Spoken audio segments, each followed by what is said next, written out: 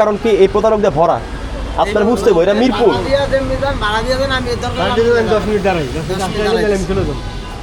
আপনার যে খারাপ করবো ভাববেন কি অচুরি কারণ মতলবে গেছে যদি বলি যে না আপনি এখন দিয়ে যান তখন তো বলবেন যে রিকশাওয়ালা খারাপ। না না খারাপের কি আছে, আপনি আমরা অলরেডি আধা ঘন্টা বিষয় এখানে কথা বলছি, কিন্তু আপনি তো আর আগের থেকে আছেন। 30 মিনিটের উপর। হ্যাঁ আধা ঘন্টা ধরে আছে ভাই, ভদ্রলোক এখানে বসে আছে, প্যাসেঞ্জার আইসা পুরা ঘুরছে। কোন ঘুরছে ভাই? কোন বসে দেয়? ঘুরছে কোন জায়গায়? কোন জায়গায়? ঘরের মোড় থেকে ইস্টার্ন হাউজিং সব জায়গায় ঘুরা, তারপরে আমাদের মিরপুরে যে বি ব্লকে বরাবর এখানে আইসা তার থামাইছে, থামায় রাখছে ভাই আমি আসতেছি। ওই যে বাইকে গ্যারেজে তার হেলমেট নিয়ে গেছে, যা তারা সেটা সুলুম মুখ দিছে, বলছে ভাই আমার হেলমেট আছে আমি আসতেছি। এই লোক আধা ঘন্টার বেশি এখানে দাঁড়ায় আছে। আসলে ভাই যারা আপনার রিক্সা চালান তারা সাবধানে আপনার এভাবে ডিল করবেন। কেউ যদি বলে আমি উপর থেকে এসে ভাড়া দিতেছি, কোনোভাবে মানবেন না ভাই, ভাড়া নেবেন। বেয়াদব বলুক যাই সেচের বলুক, টাকা আপনার কষ্ট, আপনার রক্তের কষ্টের টাকা এগুলো দেখাইতে গেলে তো দেখাই দিকে তো তারা যেতে পারে। আর যদি বলে না যায় আমার ভাড়া দিয়ে যান তখন তো বলে রিক্সাওয়ালারা খারাপ। না এই সমস্যা মানে যে চুরি আপনার যে খারাপ করবো ভাববেন কি অচুরি কারণ মতলবে গেছে। কারণ কি জানেন, পোশাক ভালো পোশাক পরলে মানুষ ভালো হয় জানা।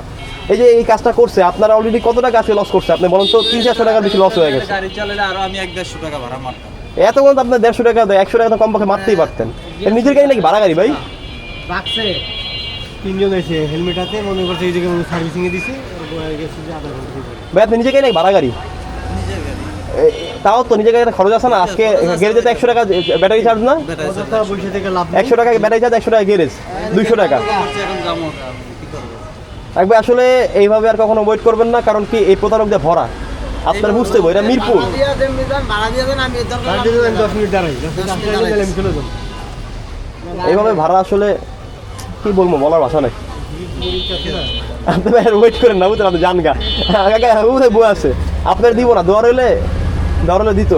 নইলে মনে করেন যে গ্যারেজে বলে দিতে পারেন যে ভাই এখানে একটা লোক হেলমেট নিয়ে আসছিল, বা আপনাদের নামও না তাহলে চলে যেতে পারেন, কারণ অলরেডি অনেকক্ষণ হয়েছে না একা।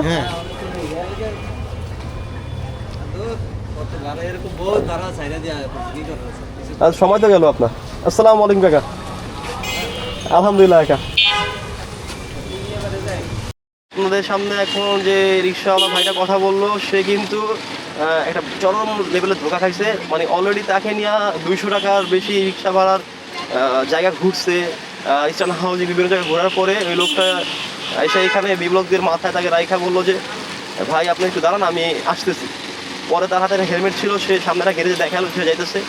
যাওয়ার পরে সে আবার আসলো, আয়েশা বললো ভাই আমার বাইকটা চাবি নিয়ে আয়েশা আপনার ভাড়া দিতেছি, মানি ব্যাগটা বাসায় তো, হ্যাঁ আমার টাকায় পেয়ে হয়েছে। আচ্ছা ঠিক আছে। রিক্সাওয়ালা খুব সহজে তাকে মানে মানি ব্যাগটা বাসায় তো, বাসার থেকে আমি মানি ব্যাগটা আই না আপনাকে টাকাটা দিতে আসি।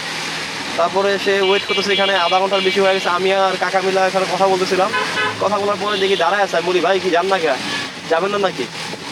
তারপর সে কাকাগুলো হয়তো বা সে বিশ্রাম নিতে আসে, বলি সে বলে যে না ভাই আমি আসলে একজন আমাকে দাঁড়া করে রাখছে। আমি বলি যে এই আধা ঘন্টা 45 মিনিট হয়ে গেল আপনার দাঁড়া করে রাখছে। তারপর সে কাহিনী বিস্তারিত বললো। বলার পরে বুঝতে পারলাম আসলে সে একটা চরম লেভেলের ধোকা খাইছে। আসলে যারা রিক্সা চালান, যারা আমার ভিডিও দেখতেছেন, যারা রিক্সা চালান তারা অবশ্যই এই বিষয়ে সতর্ক থাকবেন যে কেউ যদি বলে ভাই ভাড়া নিয়ে পরে আসতেছি, আর ভাই যে আপনি ভাই কাজটা করছেন ভাই কাজটা ঠিক করেন না, আসলে এগুলো আসলে করা উচিত না। তারা গরিব মানুষ, তারা দিন আনা দিন খায়, এত কষ্ট করে তারা রিক্সা চালায়, আপনাদের এক জায়গা থেকে আরেক জায়গায় পৌঁছায় দেয়। আপনি চাইলে বলতে পারতেন যে ব্যবস্থা টাকা নাই, বা তাহলে আপনি হাইটা নিতেন ভাই। আপনি মানুষের সাথে গরিবের সাথে প্রতারণা কেন করেন ভাই? এগুলো উচিত না ভাই, আল্লাহ সয় না বুঝছেন ভাই। আজ না হয় কাল আপনার এগুলো কর্মের ফল ভোগ করতে হবে ভাই।